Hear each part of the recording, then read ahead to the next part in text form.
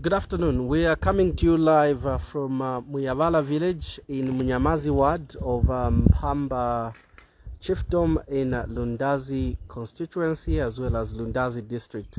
As you can see in picture, these are families that have been left stranded because of some inhumane activity that has actually taken place this morning here.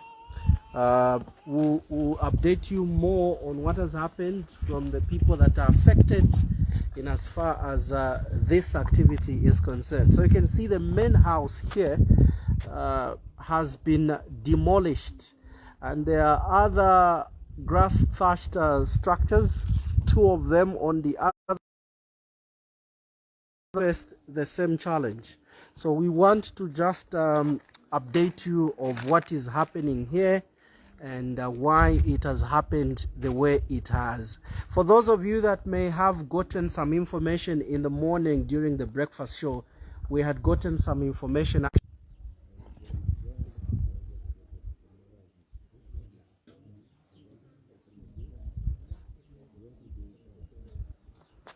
Yeah, so during the breakfast show in the morning, we had actually gotten information that there was a demolition exercise that was taking place in the morning, which will actually update you later. We have the affected families that have been left homeless. From the earlier picture, you could tell that we do have household goods that have just been put outside there in the sun, and yeah, so the families are stranded, and then they're even cooking just outside here. I found them cooking earlier, and they don't have shelter anymore other than the grass thatched kitchen structures that they have been left. But the main house here damaged or demolished to this particular extent. Maybe we can also get to show them the other structures, the grass thatched houses that I did mention earlier. There's this one here. Then there is another one there on your far right in picture. So this has also been demolished. Aside that, you can see household goods that have just been left there. They've been put there. They have nowhere to take these goods other than the houses that have been demolished here. And for those of you that may want to know, this village is called Muyabala. There is a main Muyabala village somewhere there, and the people that stay here migrated from that end in 1986, they said. So they have been occupying this land for agricultural purposes and survival as a rural family, totally depending on agriculture. They've said that those are their feuds. So we just want to go ahead now and have a conversation with the people that are affected here and get to know why it has happened like this. Have they ever faced a threat of this sort? We know in several instances you would find that what happens is that houses are demolished in this style or destroyed in this style when there is a storm or something, but not in this particular style when people have just come from somewhere. But the interesting part about this particular demolition is that the Zambia police is involved, because there is some officer, a named officer, who actually accompanied this team. And then they are also saying that the people that came in the morning, they had actually come with a court order allowing them to do this demolition. But the issue is that they are saying they couldn't leave that court order with their victims here because it didn't have a death stamp. Not until they get that particular death stamp, that's when they will deliver. But the questions that we are asking these people and we are asking ourselves is, why would the court of law take such a step without actually confirming that that document is theirs?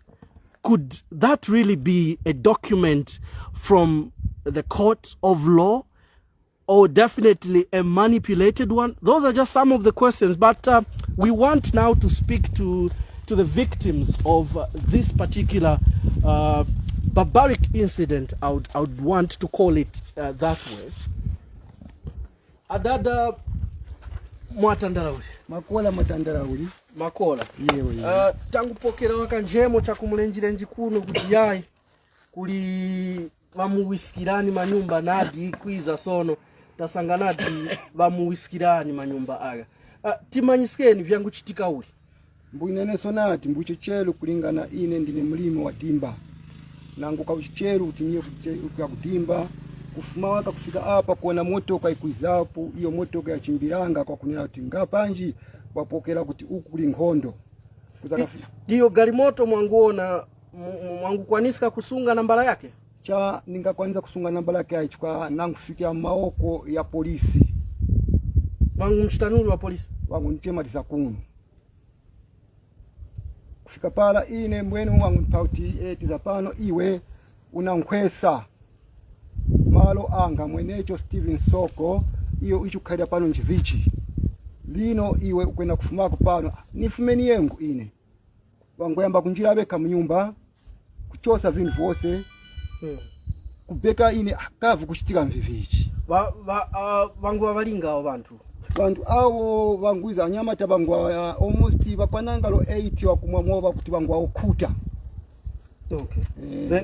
Then wa polisi pangu walinga. A polisi bangwana almost 4. Pali ao mwamanyapo pa polisi yabo. Anyako kufumba na kuona bakutimba deputy CIO bakomi bakubangvala na magrasi. Pangu wapo kapokoro lyose wangu vala po uniform panjo wanafuti. Wangu nazo zifuti nipo zifuti baliziganga. Changwa tole ya nyengo itali uli kuliziga hizo sifuti. Wangu liza almost 3 times. 2 or 3 times. Nishimu mumulinko hapo kuliziga hizo futi. Ine nangu hapana. Sono hapo vati vayamba kufuna katundu pali vinyake vyo mwangu chita panyi mwangu chita uli. Kuije vinangu chita kwenye vati vamala iwa kapokola wanzaka yowe teni shitelu viro ona nisolo kwamba kuza bandu banandi nyengo zinyake bandu bangazamba kushita ngozi. Okay. Mwangu yoya kuti pakwiza vangu odira kumulongola niko kuti vana chipepala chili chose cha lamulo kuwazomereza kuchita mulimo huu? Chipepala ichi vangu chichosa pa umaliro. After vose vachita? Chipepala ichi mwangu verengapo imo? Nije verengapo vangu tisainapo hapa. Mwasaina na kusaina? Nangu saina. Sono imo mwasaina uli vindi hivyo mumanya hivyo varengapo? Kayowero kabu kangu wakakutiwa mundu na mazaza ungavevye. Kangu wakakofiera. Mwangu opafuti? Nangu zopana mnafuta sizalidanga. Isuzgo ya kulimbana malo ikayamba Pauli umaya pala tangu dombizgana mwangu ya kuti mukasamira pano kufumira kwa Muyabala mu 1986 Nenesonati hii minda ni minda ya Muyabala ya makolo ya Muyabala. Kufuma kula ine ngamba kuti nyambe kulimba pano mu 1986 ngatula mu 1985 kulingana na mwambo wa ise tabandu pala mundu atola okupiwa munda ngapiwa munda mu 1986 ngamba kulima muno mu 1986 kuzaka mwaona na vikuni ivi ndevuonekera ni vikuni ivo kuti ngapandanga ndine. So 1986 kuzaka fika mu 2017 nicho ngamba kutabwa kwane ngazati aba tukukiza guru ya mizi yose yabanyani bazengezane pa bakafuma mizi iyi nganja katika malaza ni mizi njini elwangeni vakule mavula mabi shikwanda kadongo ikamizi inandi iyo ikabapa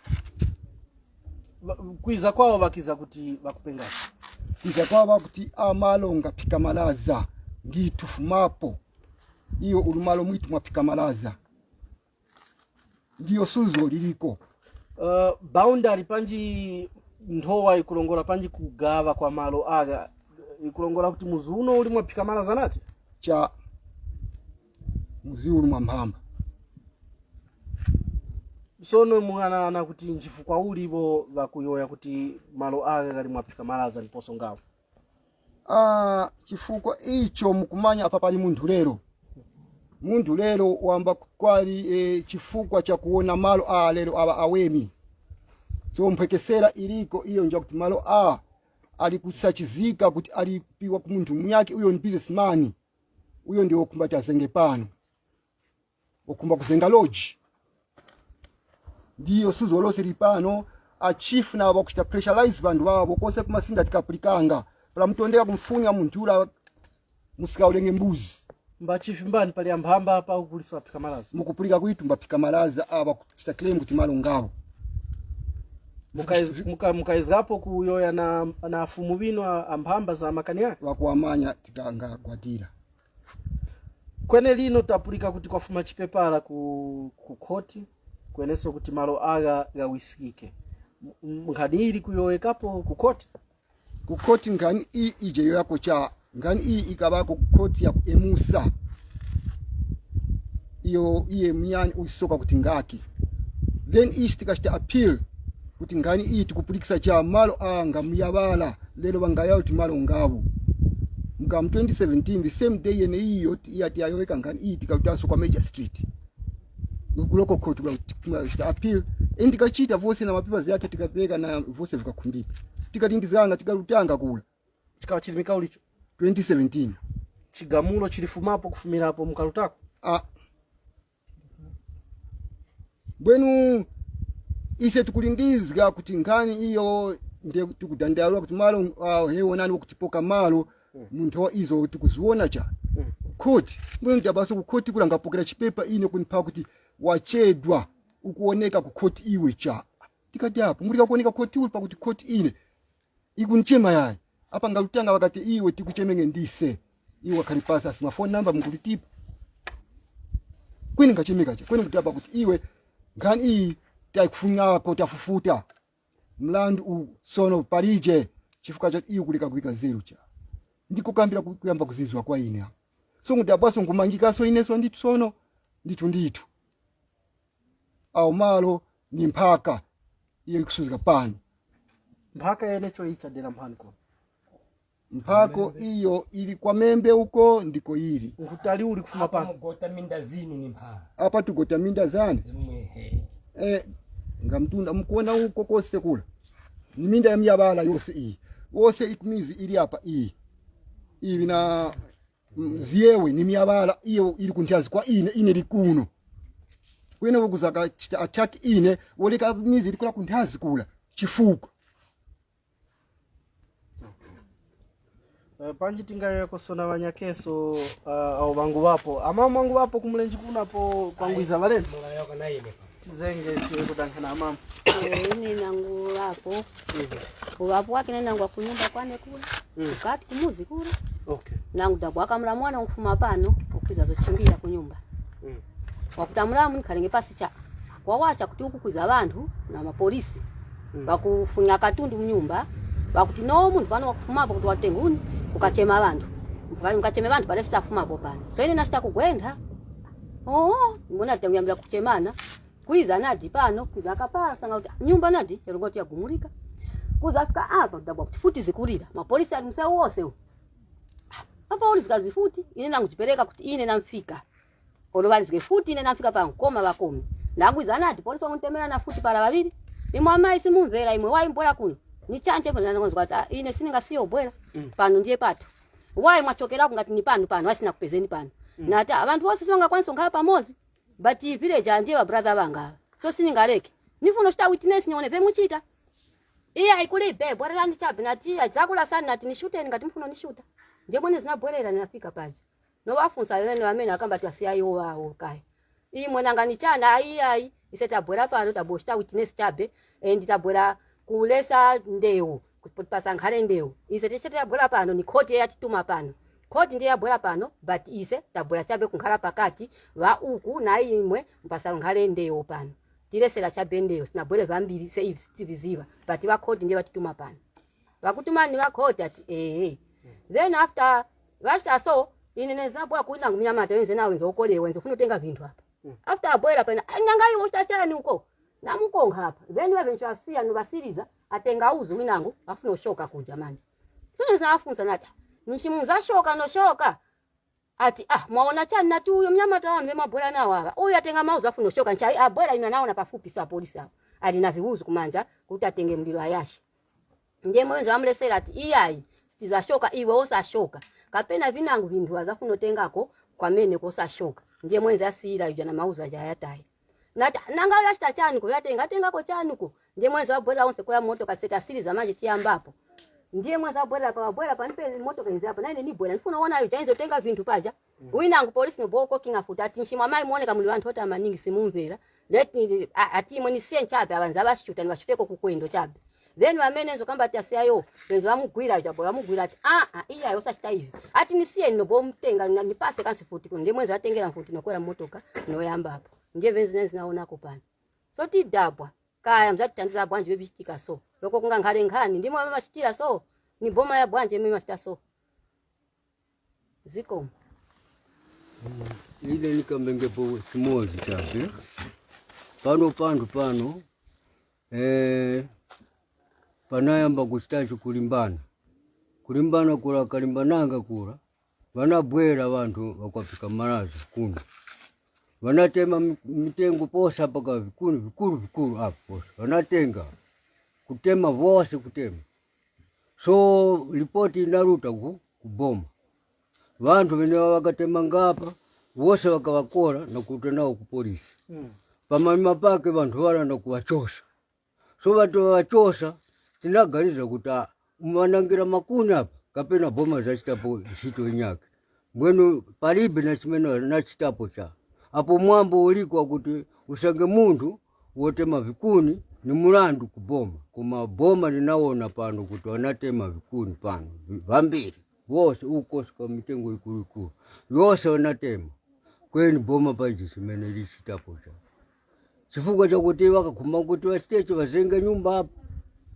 pano pamene pano wazenge nyumba wakapika marasa vikuni vose vakatemanga kwari wakakuma kuti wazenge musi so ndicho ine niziwapo kuti maro wanu nga kwa mpamba maro wanu siga ngapika marasa cha nga kwa mpamba so muiwe wakukumbira ukuma kuti nga maro wanu vose wanu waweka kupika marasa so vose hivi namba ni kudara kweni ichi ise tipe mpako nchakuti boma pano sina vikepo zeru cha vikuni vinanangika kweni parije na chwali chitapo cha wanakopa so kuni ikawa chini mikao licho okay last year wa DC wakumanya ngani then wakura ku office of the president wakumanya then na fumu abhamba wakumanya kuti pano vikuni mnatemeka kwamburaso nakuteso boma livikeko zeru ku vantu varakatemanga vikuni parije chwali chitapo cha kuwafunya po wakandi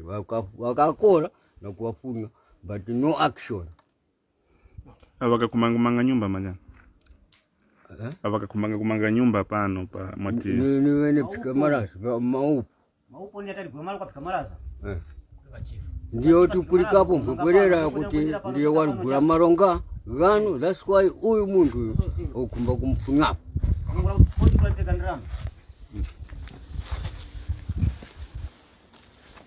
so tikudumizgana na banja la kukwasikika pamanyuma pa kuisikika kwa manyumba pano pachikaya cha Muyabala mahumwe ayo bakuyoya ngakuti wavya maronda munji owenecho bakuzunula pano wakuananika kuti wali kugula malo aga kupitira kwa fumu pika malaza kuti wazenge poloji adada mkupelea hizi mkasipulika mpupura hizi tuzipulika ntetikana nyifa sabata mara mkati muzi Muyabala wanda uti kwa shika nyifa Muyabala yani kwa zimba kule gwa maro kula kwa pika malaza akafa ni mwana mnunaite zimba uta kwa zimba kule gwa maro kula cha basi maro gulika gara timaro gulika yara mmanya imwe so kasi vakanga vandu vara tavuona lino ta maro ligulika nati wenisi manya maro yanga njani ngampamba kwa mpaka ni huko kutari huko chifukwa ngani so yene hii mafumu alipiwa mamapo ngani company kale ande wemba mamupo ndio kafunyanga na watu polisi kumasero kula last hapa kati mafukuna hapa hivi atachama hapa mdara ndio kafunyanga watu polisi kwa peka ndrama vanhu vafume kufuma apo isi kakazi mata ngani tende makora so ati ise yoda ndo ndise so ati mbunu barabara wakasha uheni ndio kutiai vamanganya tifumani pa maro ngimu yaya so ni chitu double chomeni tikani mo vididi vintu andi tipo two court in traditional land si maro ya boma utikapena court ngasisagula mura tiwe sepanya na nyumba cha so traditional land nja mafumu ndio kumani mafumu panganicha kwene nganizo kuzimanya kwa tu double court kwiza na mapolisi za kugula nyumba za kumula nyumba tinda chone pya mtundu ni foreigner wa Tanzania kapena wa Uganda pika maza na mbamba Mzambia tose sema Zambians so nchochomentu kudabwa kachitika nchivichi so maro aya yalikana ngani kati aligulika that's why pali pressure ikuruti bakoti nao ka balikulika kutundu kunyake kulima makora yayi so maro alo ngati aligulika ndipo ndoa ya 2011 ndoa mseu fidaro ya 2011 wakapanga mpa 2011 wakapanga mseu so ni mseu ndio demarcation timpamba na pikamalaza anjochu double chomenecho ndo ya mairo ya 2011 yayi mukupulika koma umwe kuti ndio mpaka sono ya bajali wako hivyo iwo wakapikamalaza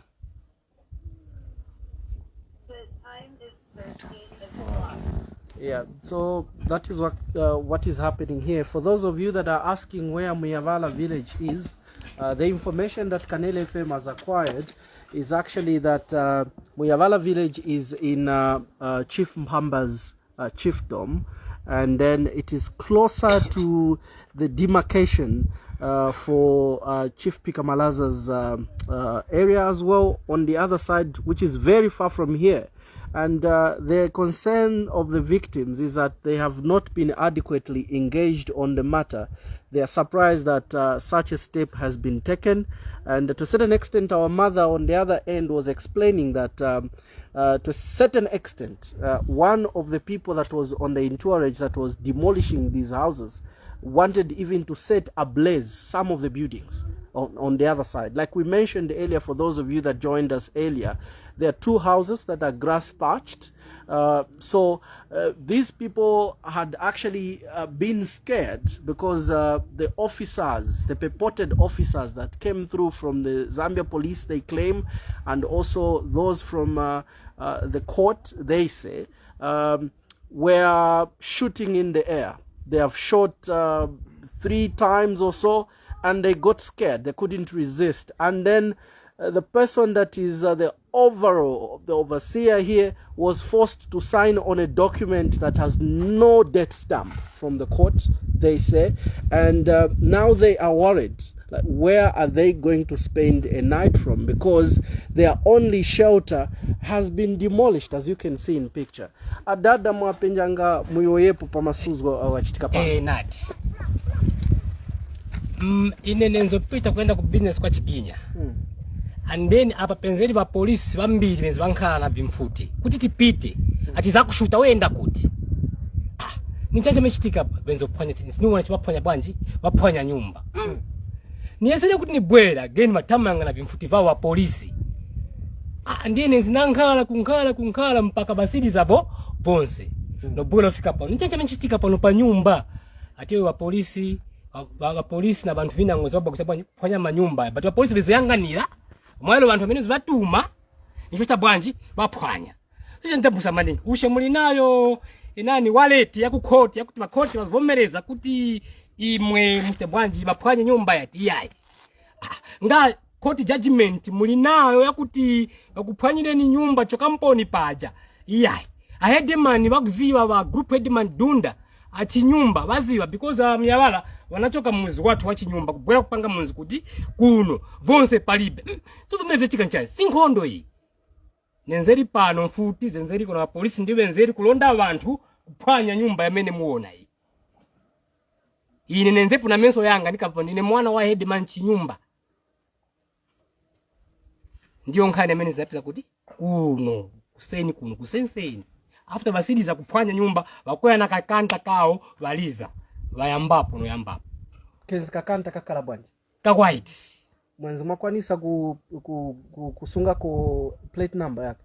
Yayi kuzidi mfuti inaweza chokera hapa ini wezi tukonga wa polisi tukonga wa polisi tusabugela huko futi uone bichani vile vichitika kuti uone ko ni bichani ati yani hapo nyumba sisi ni gaza makapene mashuku wana nkongore ya mdara kapena na vimana nkongore va government vatenga mara bolo mvela tiyai ni kulimba na malo achifu mpamba na chifu pika malaza afuniko kunkhala pansi no mvela na muntu uyu mwine wa nyumba iwo sipako hapa ni paka pika malaza chokapo maona bali kuboje kungupaya tebe pa mundu apa olede na chiba cha ngombe icho chili ukocho anasipira kuti ngombe manje mitengo nizodula manje kulibe mitengo zikuzi zamene ngapangire chiba cha ngombe anasipira kuti ngombe azaenda kuti ngombe ali pa munsi mundu maona so nizina vipeza pano nizina kali pa maningi na sifunika chankala choncho mwezi government wa Zambia one nation vingarefa choncho iya ifuna makambira na bintu wampasa chance yo akasipako hapa achifu avomereza bonse bavomereza asipako hapa achokapo ziwaponghara bwino but like this azaenda kuti ngombe zangaza mtumba ngombe zangana ngombe mtumba mundu iyayi nipapeni sapeza kuno kuseni mimi zinda ku business kwa chigini. Okay. Hey. Yeah, so you're getting the sad news that has happened. It was around 04 they claim when they received people from Zambia police, they claim, others are claiming from the court, and they had an order that was allowing them to do whatever they have done here. But the questions that we still want to ask the big man here is how adequate did they engage Chief Mpamba, because they are the subjects of Chief Mpamba. Adada muri kudumbizgana uli chomenemene na Temba Mpamba kama kuti malo aga ngabo imwe mkukara kupano muzi winu uli mwatemba Mpamba neneso nati amalo kala ngatemba Mpamba patemba Mpamba nkalikati wakwa ka iwe apo malo angane ine so ufumenge ukuya nguni ukukuruta ufumenge ukwa Mpamba uyeso nguni kuze uma Mpamba apo uli awo malo ngampamba so nchikuniswa muti pempa apo nati ine ni Mpamba ndipo mbonesi bakuti ngwa Mpamba ndipo na benecho Temba Mpamba bakuti ni malo ngabo so ukokumba ine ni rute ni nguni ukunienge ine apo ali mba Muyabala ipo pena na Muyabala yose ifumena pa iyo malo nganjani sono na mungozi iyi yachitikira kumlenje kuno mwadumbizana kona njani kuti wamvwireni pankani apa sono pali jomunda dumzana naye pakuti vantu vose vachimbira kuchimbira kuti vakachipereke maripoti akaedemani Mpamba ndiko vari nguni vari kuengo kuma office kutafika kwa DC vakaise report kose kwa vichi kwa Temba Mpamba sono nyengo ikuoneka kuti kuhamba naye kufipenge mugonenge apo sono kokona nilije kwa kuti nilute nilije ngumanya ya ichichitike ngichivichi zuwa na lulukulute. This is how stranded the family is. Waking up early in the morning thinking it will be business as usual for them to go about and look for food to eat as a family. But the sad reading now is that their only shelter that has been demolished by a purported court order, and claims are that this place does not belong to them. But the story from them is that they own this land. These structures have been here since 1986 to be precise. But to their surprise, things are happening in this particular way. And the allegation that is coming in now is a named businessman has bought this land from a different chief who doesn't own this land, and they are planning to construct a guest house here. This place isn't very far from Lundazi town, and it is in Mnyamazi ward. Now the questions that these families are asking are quite a number of them. Who is going to come to their rescue? Is it the government of the Republic of Zambia? Is it the courts of law? Is it the traditional leadership from Chief Mpamba, or indeed Chief Pikamalaza, as they claim? If you can check on your watch now, it is 8 minutes after 1 p.m. or 1308 if you like. We have found these people just preparing their lunch. Where they'll spend the night, it is not yet known. As you can tell, this time around, it is still very cold. We are not yet in a season where you can say they'll seek refuge in one of the buildings and whatnot, because these buildings may end up killing them. Where are they going to spend the night from?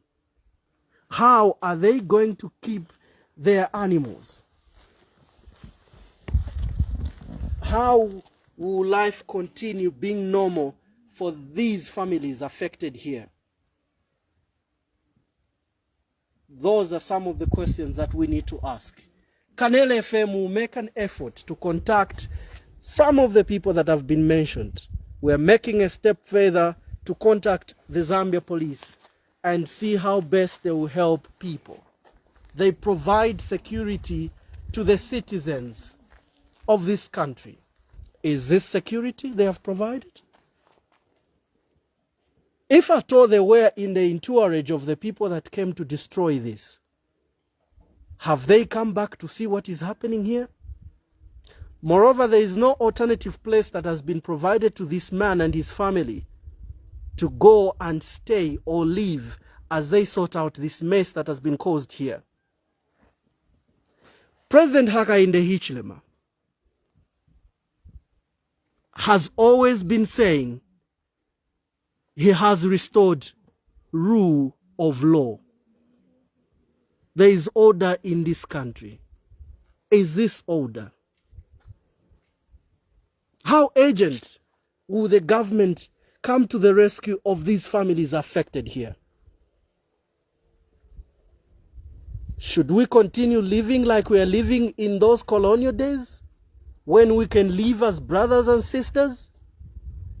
Coming early in the morning, shooting in the air, threatening an armed human being.